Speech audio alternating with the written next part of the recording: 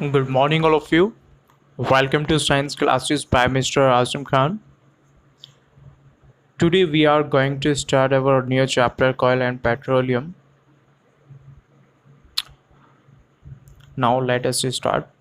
Scientists believe that the Earth was formed about 4 billion 500 million year ago, and life originated about 3 billion 500 million year ago. It is believed that life originated in form of a unicellular organism.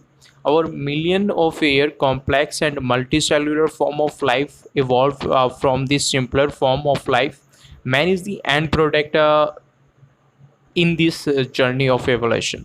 देखिए, हमारे जो scientist लोग थे उनका मानना था कि जो लाइफ जो है, जो अर्थ आपकी जो फॉर्म हुई है, अगर अर्थ को आप देखते हैं तो आज से 4 बिलियन 500 मिलियन पहले जो है स्टार्ट हुई है। और अगर हम यहाँ पर लाइफ कब से पाई जाती है उसकी बात अगर हम करते हैं तो 3 बिलियन 500 मिलियन पहले आपकी यहाँ पर लाइफ क्या की है, पाई गई है। तो यहाँ पर उनका ये भी मानना था कि आप साइंटिस्ट ये बिलीव करते थे कि जो लाइफ जो ओरिजिनेट हुई है वो जो बननी स्टार्ट हुई है यूनिसेलुलर से हुई है। यूनिसेलुलर का मीन्स मैंने बताया था, यूनि मीन्स होता है सिंगल और सेलुलर मीन्स होता है सेल, यानी कि एक सिंगल सेल से जो है लाइफ का ओरिजिनेट हुआ है।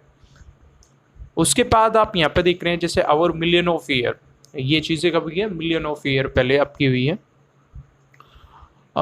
complex and multi-cellular form of life evolved from these simpler form to be of life। तो यहाँ पर आप देखते हैं कि उसके बाद आप सबसे पहले यूनिसेलुलर आया, यूनिसेलुलर के बाद मल्टीसेलुलर आया, और ये जो प्रोसेस लगा यूनिसेलुलर से मल्टीसेलुलर आने में भी, इसमें भी काफ़ी ईयर लगे। और ये भी बताया जाता है कि मैन जो है इस इवोल्यूशन प्रोसेस का जो जर्नी जो ये है इसका सबसे लास्ट का प्रोडक्ट है, सबसे बाद में मनुष्य आए। तो देखिए, man is depend for his daily needs and comfort on natures. आप देखते हैं कि मैन जो होता है वो डायरेक्टली और इनडायरेक्टली अगर हम बात करते हैं तो उसकी जो डेली की जो आवश्यकता होती है या फिर उसे जिसकी भी नीड्स होती है वो डिपेंड्स किस पे होता है, आपका नेचर पे डिपेंड होता है। Nature has provided as a variety of plants, animals, minerals and fuels along with water, air and soil to sustain life। अब आप यहाँ पर ये भी देखते हैं कि जो नेचर है उसने हमें प्रोवाइड किए हैं बहुत अलग अलग तरह के डिफरेंट वैरायटी के प्लांट्स हमें दिए हैं, एनिमल्स हमें प्रोवाइड किए हैं, मिनरल हमें दिए हैं और fuels along with water, fuels भी हमें दिया है। और उसके साथ साथ आप वाटर देख रहे हैं, एयर देख रहे हैं और सॉइल भी हमें जो है मिली है, जो लाइफ को सर्वाइव करने के लिए बहुत ही ज़रूरी है। ऑल सच मटेरियल अगर आप देख रहे हैं which are use by man for his survival and welfare are called resources. देखो, रिसोर्सेज को आप यहाँ पर क्या बोल सकते हैं कि जितने भी मटेरियल है, ठीक है, which are use by man, जितने भी मटेरियल मैन के द्वारा यूज़ किए जाते हैं for his survival and welfare, यानी कि आप जितनी भी नीड्स होती है सर्वाइव करने के लिए, जितनी भी मटेरियल की नीड्स होती है वो सभी रिसोर्सेज में आ जाते हैं।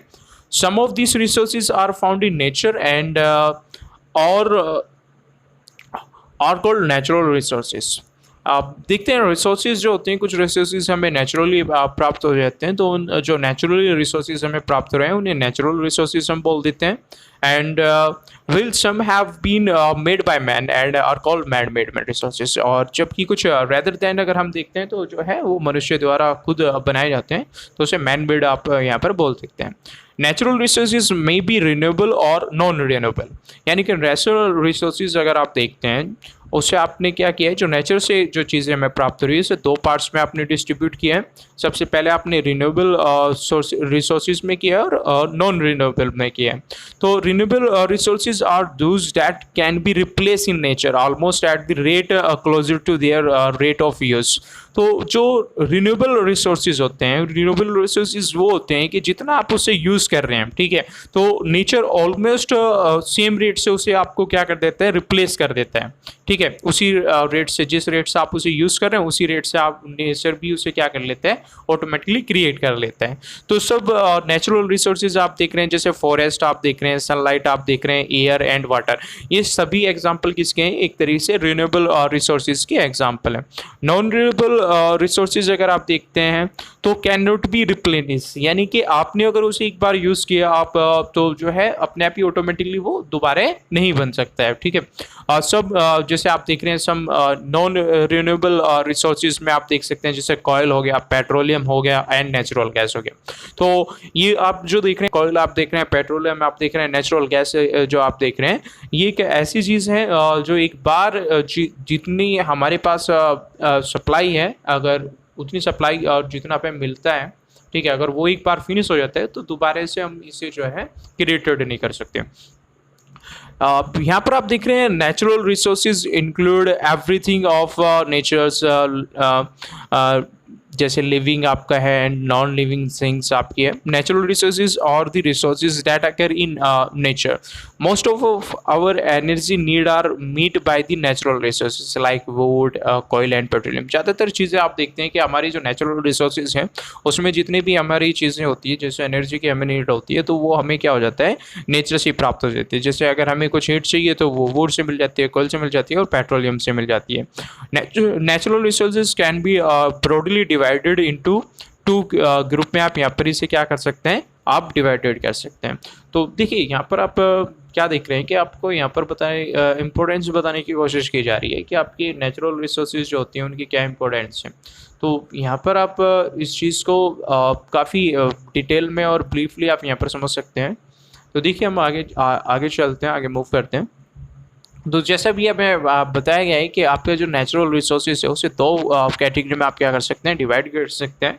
तो देखिए सबसे पहली जो कैटेगरी है वो इनएग्जिक्यूटेबल नेचुरल रिसोर्सेज और दूसरा जो है वो एग्जिक्यूटेबल नेचुरल रिसोर्सेज। तो इनएग्जिक्यूटेबल नेचुरल रिसोर्सेज में अगर आप देखते हैं तो these resources are present in unlimited quantity. तो सबसे पहला पॉइंट आपको यहाँ पर क्या रखना है कि जो इनएग्जिक्यूटेबल नेचुरल रिसोर्सेज होता है वो अनलिमिटेड क्वांटिटी में आपका क्या होता है, प्रेजेंट होता है। they are replaceable and are not likely to be executed by human activity, for example sunlight, air and water। तो आप यहाँ पर ये दिख रहा है कि जो आपका इनएग्जिक्यूटेबल होता है नेचुरल रिसोर्सेज होता है ये अनलिमिटेड क्वांटिटी में होता है।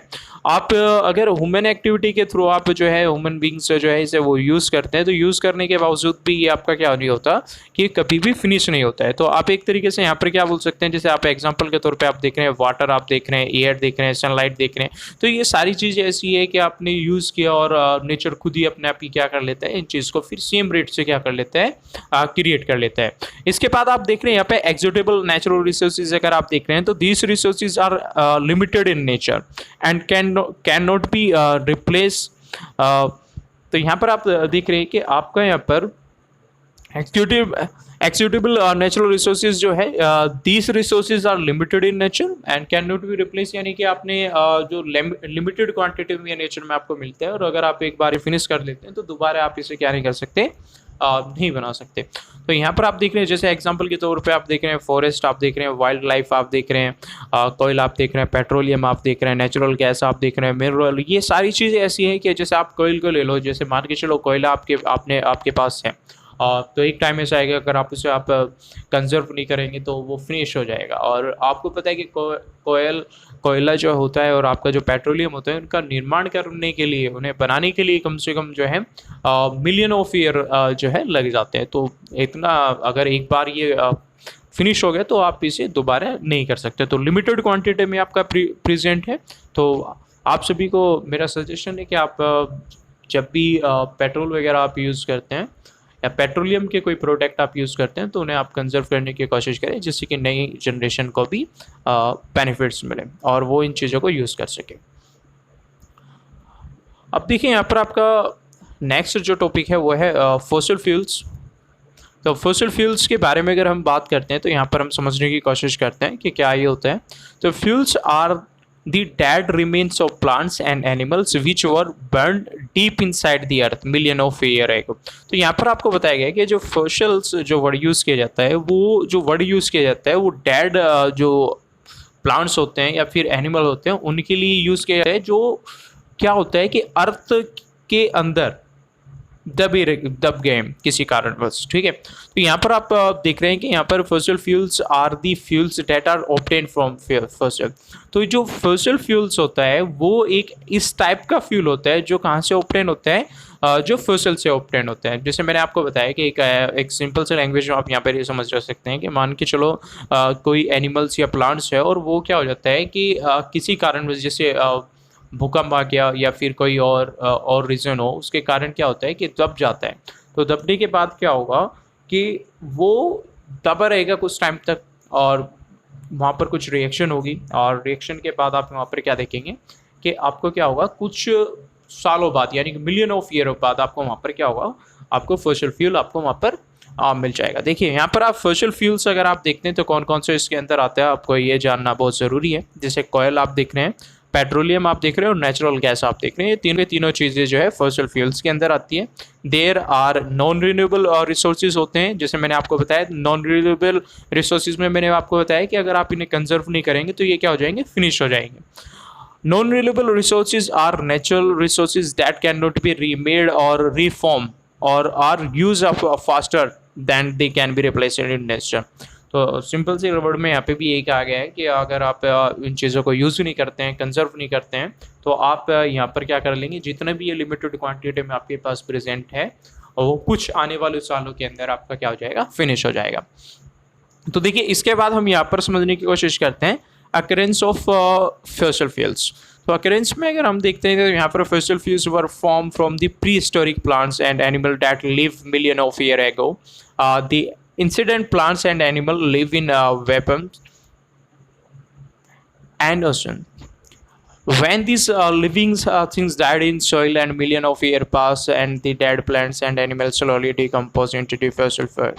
तो देखिए यहाँ पर आपको क्या बताने की कोशिश की गई, आप समझिए एक बार। जो आप फॉसिल फ्यूल आप देख रहे हैं, ठीक है, तो फॉसिल फ्यूल्स आपका क्या होता था, एक तरीके से आप इस तरीके से समझ सकते हैं कि पुराने टाइम में क्या होता था कि मान के चलो कोई भी ऐसी घटना या फिर कोई भी ऐसा रीज़न जिसके कारण आपके जो प्लांट्स है या फिर आपके जो एनिमल्स हैं वो मिट्टी के अंदर दब जाए, और मिट्टी के अंदर दबने के बाद वो मिट्टी में जो है दबे रहे मिलियन ऑफ ईयर बाद अगर आप देखते हैं तो ये जो प्लांट्स होते थे या फिर जो ये एनिमल्स होते थे ये क्या हो जाता था, कन्वर्ट हो जाते थे। और ये किस में कन्वर्ट हो जाते थे, आपके फॉसिल फ्यूल्स में आपके कन्वर्ट हो जाते थे। तो यहाँ पर आपको जो है इस चीज़ को आपको यहाँ पर समझना चाहिए कि कैसे ये होता है। तो मैं एक बार आपको यहाँ पर बता देता हूँ। देखिए यहाँ पर फॉसिल फ्यूल्स जो आपको फॉर्म होते हैं, जैसे मैंने अभी आपको बताया कि dead remain of living organism जो होते हैं bread under the earth million of year. तो देखो यहाँ पर एक्चुअली में होता क्या था कि जो ये प्लांट्स है और एनिमल्स है विच डाइड, जो मर चुके हैं मिलियन ऑफ ईयर पहले, वो अर्थ के नीचे जो है दब जाते हैं और गॉट कवर्ड विद सेडिमेंट। यानी कि आप यहाँ पर समझ सकते हैं मिट्टी में दबने के बाद वो जो सैंड होता है या फिर जो मड वगैरह होता है उससे वो जब दब जाते हैं उसके ऊपर आ जाते हैं, और जो एयर वगैरह होती है वो वहाँ पर नहीं पहुँच पाती है। और इन दी एब्सेंस ऑफ एयर, अगर मैं विदाउट एयर की बात करूँ, इन दी एब्सेंस ऑफ एयर की मैं बात करूँ, तो केमिकल इफेक्ट वहाँ पर होता है और वहाँ पर प्रेशर एंड बैक्टीरिया जो होते हैं ये सारी चीज़ें क्या करने की कोशिश करते हैं, कन्वर्ट करने की कोशिश करते हैं प्लांट्स और एनिमल को फ्यूल्स में, फॉसिल फ्यूल्स में। जैसे कि फॉसिल फ्यूल्स में मैंने आपको बताया कि आपका कोयल में कन्वर्ट कर देगा, पेट्रोलियम में कन्वर्ट कर देगा या फिर नेचुरल गैसेस में आपका कन्वर्ट कर देगा। आपको यहाँ पर एक चीज़ आपको याद रखनी चाहिए कि आपको अगर ये जो फॉसिल फ्यूल्स अगर आपको जो भी है, ठीक है, अगर वो लैंड के प्लांट से आपको फॉर्म हो रहा है तो वो कोयल होगा, और अगर वो आपको मैरीन प्लांट से अगर आपको प्राप्त हो रहा है तो वो क्या होगा, आपका पेट्रोलियम होगा या फिर नेचुरल गैस होगा। ठीक है, अब हम यहाँ पर जो है नेक्स्ट जो हमारा टॉपिक है वो कोयल है। तो कोयल के बारे में समझने की कोशिश करते हैं। तो कोयला जो होता है एक तरीके से आप बोल सकते हैं वो सॉलिड फ्यूल होता है और it is a black in colour. उसका कलर भी आपने देखा होगा, आप सभी ने कोयला ज़रूर देखा होगा I hope. Earlier it was use for heating water to produce steam to run railway engine. आपने देखा होगा कि ऑल टाइम पे क्या होता था कि ये जो चीज़ें होती थी वो यूज़ की जाती थी प्रोड्यूस करने के लिए, आपकी हीट प्रोड्यूस करने के। Coal is use in thermal power plants आपके जो होते हैं जो इलेक्ट्रिसिटी प्रोड्यूस करते हैं उनमें भी आपका जो है कोयल को यूज़ किया जाता था। यहाँ पर आप आगे देख रहे हैं कि आपने ये भी देखा होगा कि आपका जो coal is use to make coal gas which is important in industry fuels के लिए आपके यूज़ होते हैं। आपने देखा कि आपका के जो थर्मल पावर प्लांट्स जो होते हैं जो जनरेट करते हैं इलेक्ट्रिसिटी वहाँ पे भी आपका पुराने टाइम में क्या होता था और आज के टाइम में भी आपका कोयल जो है यूज़ किया जाता है। इसके बाद आप यहाँ पर देख रहे हैं कि in primary compose of carbon the percentage of which varies in different type of. अब जो कोयला होता है, अगर कोयले की मैं बात करता हूँ तो कोयला जो बना होता है एक तरीके से आपका वो कार्बन से बना हुआ होता है। तो कार्बन की परसेंटेज के बिहाफ पर आप इसे क्या करते हैं अलग अलग ग्रुप में आप डिस्ट्रीब्यूटेड कर सकते हैं। फॉर्मेशन ऑफ कोयल अगर आप देखें जैसे मैंने अभी आपको बताया कि आपने क्या देखा, coal was form from the drying of dense forest in low-lying wetland area due to natural process like flooding. As more soil was decomposed over them, they would compress pressure and high temperature converge these layer together to form a layer of soft material called pits. As coal contain mainly carbon, the slow process of conversion of dead vegetable into coal is called carbonization. As coal is formed from the remain of cellulose vegetable remain, it is called the fossil fuel. देखिए यहाँ पर आपको मैं formation of oil बता देता हूँ एक simple सी language में आपको मैं यहाँ पर बताने की कोशिश करता हूँ। तो फॉर्मेशन में आप यहाँ पर एक तरीके से बोल सकते हैं कि सबसे पहले आप क्या यहाँ पर क्या देखते हैं कि मान लो कि कोयल जो है आपका, जैसे इन्होंने यहाँ पर बताया कि आपके पास एक फॉरेस्ट एरिया, फॉरेस्ट एक ऐसा है जहाँ पर बहुत डेंस एरिया है, यानी कि प्लांट्स जो है बहुत पास पास में लगे हुए हैं, और जो जहाँ पर फॉरेस्ट है वो एरिया आपका क्या आता है कि थोड़ा गहराई में आता है, ठीक है, और उसके ऊपर का जो एरिया है वो क्या है, ऊंचा है। और वहाँ पर आप क्या देखते हैं कि किसी कारणवश वहाँ पर बाढ़ वगैरह आया, और बाढ़ आने के कारण क्या हुआ कि वो जंगल का जंगल जो था वो क्या हो गया, वो दब गया उसमें। तो दबने के बाद क्या होगा कि वहाँ पर आपका क्या होगा, डिपॉजिटेड होगी, यानी कि जो सोइल होगी वहाँ पर वो सोइल प्लांट्स के ऊपर आएगी। जब प्लांट्स के ऊपर आएगी तो और वो सोइल क्या करेगी, प्लांट्स पर कंप्रेस करेगी, प्रेशर डालेगी, ठीक है, और काफ़ी ज़्यादा प्रेशर डालेगी। और साथ में आपको ये भी पता है कि जैसे जैसे कोई चीज़ अगर नीचे होती है तो उसमें नीचे से भी टेम्परेचर आपका जो है लगता है, और टेम्परेचर नीचे जाते वक्त क्या हो जाता है, हाई हो जाता है। तो यहाँ पर हाई प्रेशर हो जाएगा, हाई टेम्परेचर होगा, और वो क्या करने की कोशिश करेगा, आपका कन्वर्ट करने की कोशिश करेगा। और वो किस चीज़ में कन्वर्ट हो जाएगा, आपका एक कोयल में आपका क्या हो जाएगा, कन्वर्ट हो जाएगा। तो यहाँ पर आप क्या देख रहे हैं कि जो कोयल होता है जैसे मैंने आपको बताया कि वो कार्बन से बना होता है, कार्बन उसमें प्रेजेंट होता है, और कार्बन आपका क्या हो जाता है, कार्बन का ही आपका कन्वर्जन होता है, जिस चीज़ को आप क्या बोलते हैं, कार्बोनाइजेशन, ठीक है। तो यहाँ पर आपको ये भी देखते हैं कि टाइप ऑफ कोयल के बारे में हम जानने की कोशिश यहाँ पर करते हैं। तो कार्बन जो होता है वो मेन एलिमेंट होता है, क्योंकि आपको पता है कि कोयल जो होता है वो मेनली कंपोज किससे होता है, कार्बन से।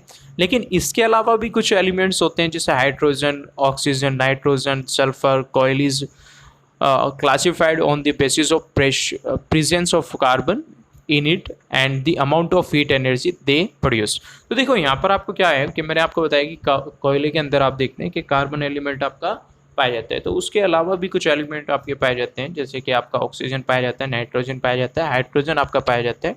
तो इन्हीं चीज़ को अपने माइंड में रखते हुए हम क्या करते हैं, क्लासीफाई करने की कोशिश करते हैं। हम यहाँ पर क्या देखेंगे, हम यहाँ पर देखेंगे कि किस में कितने % कार्बन आपका प्रेजेंट है। सबसे पहली फॉर्म अगर हम देखते हैं वो पिट होती है। तो इसमें आपका यहाँ पर आपको ये याद रखना है कि इसमें 27% आपका कार्बन प्रेजेंट होता है। सबसे ऊपर की जो लेयर होती है उसमें ये पाया जाता है आपका, और अर्लियर स्टेज आपकी ये है। और इसके बाद आप यहाँ पर देखते हैं लिग्नाइट, अगर आप देखते हैं तो इसमें 28 से 30% कार्बन आपका पाया जाता है, ठीक है। इसमें भी आपके जो है लॉट्स ऑफ फाइबर्स आपके पाए जाते हैं, मेटल्स एंड मॉइस्चर इसमें होती है। इसकी कैलोरी वैल्यू अगर आप देखते हैं तो 14.7 से 19.9 किलोजूल पर ग्राम होती है। और इसका its value as a fuel अगर मैं देखूँ इसकी काफ़ी लो होती है, और इसे ब्राउन कोयल के नाम से भी आपका जाता है। बिटमुन्स के बारे में अगर मैं बात करता हूँ तो ये कॉमनली यूज़ होता है वैरायटी ऑफ ऑयल में आपका। इसकी अगर मैं कलर की बात करूँ तो शाइनी ब्लैक इन कलर होते हैं, हैज़ लो मॉइस्चर होते हैं। कार्बन की अगर मैं बात करता हूँ 75 से 80% तक इसमें कार्बन आपका पाया जाता है। कैलोरी वैल्यू अगर मैं देखता हूँ इसका तो 28 से 30 जूल पर ग्राम होता है। इसके बाद एंथ्रेसाइड्स अगर मैं देखता हूँ तो ये सबसे बेस्ट क्वालिटी का आपका माना जाता है और इसमें 90 से 95% तक आपका कार्बन क्या होता है पाया जाता है। और इसकी कैलोरी वैल्यू भी 30 से 35 के अराउंड्स आपकी देखने को मिलती है। तो देखिए यहाँ पर पीट क्या होता है, एक तरीके से डेड प्लांट मटेरियल होता है। लिग्नाइट क्या होता है, ब्राउन कॉयल होता है। बिटुमेन कॉयल क्या होता है, हाउस होल्ड सॉफ्ट कॉयल होता है आपका ये। और इसके बाद आप यहाँ पर क्या समझ रहे हैं, destructive distillation of coil on strong heating. जब आप कॉयल को स्ट्रॉन्ग हीटिंग करते हैं इन ए क्लोज ट्यूब, इस ब्रेक डाउन, वो ब्रेक होगा, टूटेगा। डिफरेंट कंपोनेंट, अलग अलग कंपोनेंट में, जैसे कि आप कॉयल में आप उसे देखेंगे, गैसेस में देखेंगे, कॉल तार में आप देखेंगे, कॉक में आप देखेंगे और एमोनिकल लिक्विड में आप देखेंगे। तो ये जो होते हैं ये आपका कब होता है, ये जो प्रोसेस होता है इस प्रोसेस को ही आपने क्या बुलाया है कि डिस्ट्रक्टिव डिस्टिलेशन बोला है। यानी कि एक तरीके से आप क्या करना कि आपके पास कॉइल है उसे अलग अलग उसमें कंपोनेंट में आपको डिस्ट्रीब्यूट करना। आपको यहाँ पर एक अपने माइंड में एक चीज़ याद रखनी है। देखो आपने ज़्यादातर घर में देखा होगा कि जब आप कॉइल को यूज़ करते हैं as a source of energy, जैसे मान के चलो आपने कोयल को ऑक्सीजन के प्रेजेंस में आपने क्या किया, हीट किया। तो जब कोयल को आप ऑक्सीजन के प्रेजेंस में आप जब हीट करते हैं तो तब आपका क्या बनता है, कार्बन डाइऑक्साइड गैस बनती है आपकी और साथ में आपको हीट भी मिलती है। यानी कि अगर आप घर में कोयला जला रहे हैं तो घर में कोयला जलाने का मतलब है कि आप उसकी रिएक्शन करा रहे हैं ऑक्सीजन से और ऑक्सीजन से रिएक्शन होने के बाद वो कार्बन डाइऑक्साइड गैस निकाल रहे हैं और साथ में आपको हीट भी प्रोवाइड कर रहा है। तो यहाँ पर लेकिन अगर आप कोयले को गर्म करते हैं और गर्म करते वक्त आप इस चीज़ का ध्यान रखते हैं कि आपने वहाँ पर क्या यूज़ नहीं किया है, आपने ऑक्सीजन यूज़ नहीं किया, यानी कि एब्सेंस ऑफ ऑक्सीजन के यूज़ तब आप कर रहे हैं। तो तब उस केसेस में आपका क्या होता है, आपके ये जो प्रोडक्ट है जैसे आपने देखा कोयल गैस हो गया, कोयल तार हो गया, कोक हो गया, ये आपके क्या हो जाते हैं, ऑब्टेन हो जाते हैं। यानी कि यहाँ पर आपको मेन चीज़ क्या रखना है यार, अपने माइंड में याद रखना है कि जब आपको ये प्रोडक्ट चाहिए, कोयल गैस चाहिए, कोयल तार चाहिए या फिर कॉक चाहिए, तो वहाँ पर आपको क्या होता है कि आपको कोयले को हीट जो करना होता है वो अब्सेंस में करना होता है, अब्सेंस ऑफ एयर। ठीक है, आगे चलते हैं। अब सबसे पहले हम यहाँ पर समझने की कोशिश करेंगे, कोल गैस के बारे में हम समझने की कोशिश करेंगे। It is a mixture of hydrogen, 50% इसमें हाइड्रोजन होता है, मैथिन होता है 35%, कार्बन डाइऑक्साइड होता है आपका 8%। It is consider as a good fuel due to high calorific value. तो इसकी कैलोरीफिक वैल्यू जो होती है वो काफ़ी हाई होती है, इसलिए कोयल गैस को काफ़ी अच्छा माना जाता है। Coal gas is use as a cooking gas, आपने देखा होगा, और लाइटिंग पर्पज़ के लिए भी आप कोयल गैस को आप यूज़ करते हैं in chemical metallurgy process to create to be reducing atmospheric because its contain hydrogen. तो यहाँ पर आप क्या देखते हैं कि ये आपका जो है जो एटमॉस्फेयर में जो पोल्यूशन वगैरह होता है उसे भी रिड्यूस करने की यहाँ पर ये कोशिश करता है। देखिए यहाँ पर आपको सिंपल सा आपको यहाँ पर बताया गया है कि कोल गैस एक तरीके से गैसेस फुल है और जो आपको ऑब्टेन जब होगी, ये कब होगी, जब आप स्ट्रॉन्गली हीटिंग करेंगे कॉइल को in the absence of air. ठीक है, तो तभी आपको ये क्या होगा, आपको मिलेगी। और during the process of coal to get coke, जब आप कॉइल को कोक में कन्वर्ट कर रहे होंगे उस टाइम पर ही आपका क्या होता है, गैसेस भी आपकी क्या हो जाती है, मिलती है आपको। तो जैसे यहाँ पर आपको देखा, मैंने बताया कि आपको जो कोयल जो है वो गैस जो है वो मेनली मिक्सचर है एक तरीके का, मैथेन उसमें, हाइड्रोजन उसमें और कार्बन मोनोऑक्साइड भी उसमें। तो ऑल दिस गैसेस जो होती है present in coal gas can burn to produce heat due to which coal gas is an excellent fuel. Coal gas is use as a fuels in industry में भी आप इस चीज़ को यूज़ करते हैं। आगे हम पढ़ते हैं। अमोनिकल लिक्विड अगर आप देखते हैं तो it is a solution of ammonia in water when it is react with sulfuric acid form ammonium sulfate which is used as fertilizer। तो यहाँ पर आप ये देख रहे हैं कि ये जो चीज़ें होती है फर्टिलाइजर के लिए आप क्या करते हैं, यूज़ करते हैं। तो एक तरीके से ये अमोनिया का सोल्यूशन होता है और इस अमोनिया की रिएक्शन में सल्फ्यूरिक एसिड से करा देता हूँ। तो सल्फ्यूरिक एसिड से जब रिएक्शन होती है तो वो अमोनियम सल्फेट बना लेता है और जो है एज ए फर्टिलाइजर आपका यूज़ किया जाता है। इसके बाद आप यहाँ पर कॉक देख रहे हैं, तो coke is a solid material आपका कंटेनिंग कार्बन मेनली इसमें होता है और it is very good fuel और काफ़ी अच्छा माना जाता है क्योंकि इसकी हाई कैलोरीफिक वैल्यू इसकी होती है। कोयल विद लेस आर्क्स, इसमें जो है काफ़ी कम एक तरीके से आपका जो होता है जो राख होती है वो बनती है। Sulphur content in cute highly prized in the market as burned without smoke. Coke is used as an excellent reducing agent in the industry. Coke is also used to repairing industry important gases like water gas, mixture of carbon monoxide and hydrogen आपका होता है ये, ठीक है। Producer gas a mixture of carbon monoxide, hydrogen and nitrogen, woods gas etcetera. और यहाँ पर ये आपका काफ़ी अच्छा माना जाता है। इसके बाद आप यहाँ पर देख रहे हैं coal tar, it is viscous brown और ब्लैक लिक्विड होते हैं। It is residue left behind after destructive distillation of Kock.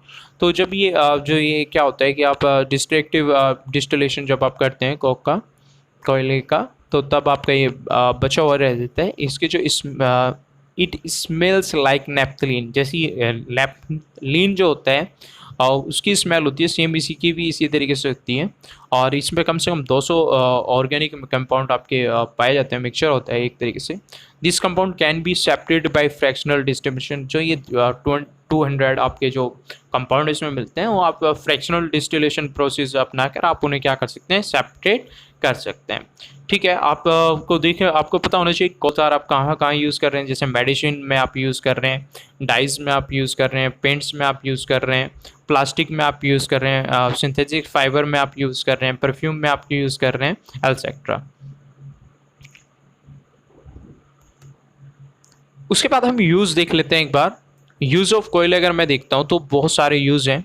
आपको जैसे मैंने बताया कि कोयल जो है आप यूज़ करते हैं एज ए फ्यूल आप यूज़ करते हैं, ये काफ़ी ईजिली जल जाता है आपका और काफ़ी हाई इसकी कैलोरीफिक वैल्यू इसकी होती है।